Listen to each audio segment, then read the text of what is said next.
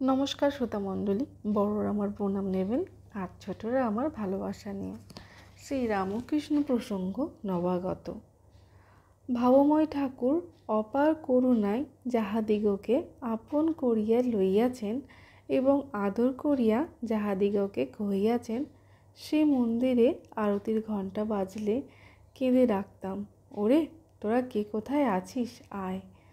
তবে তো তোরা এসেছিস, আর তোদের চিত্র আমার চিত্তে অঙ্কিত থাকায় একে একে আসিলেই চিনতে পেরেছি তোরা আমার। এখন আপনার সেই পরিচিত অনুচর নবগণের শুভ কামনায় তাহাদের সহিত এক আসনে বসিয়া কহিলেন, তোরা সব ইয়ং বেঙ্গল, তোদের সঙ্গে সারাদিন ধর্মকথা কহিলে তোরা আমাকে লাইক করবিনি।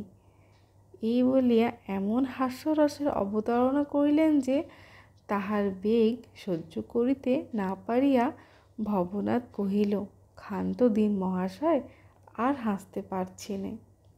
পেটের নাড়িগুলোর বেদনা হয়েছে, চ্যাংড়া হলেও তদ্গত প্রাণ কি না। তাই এই মধুর আচরণের প্রকৃত ভাব বুঝিতে অক্ষম হইয়া পাছে কেহ তাহার প্রতি অশ্রদ্ধা প্রকাশ করে, এই আশঙ্কায় সতর্ক করিয়ে বললেন, ওরে লোক না পোক, কিন্তু তোরা যে আমার।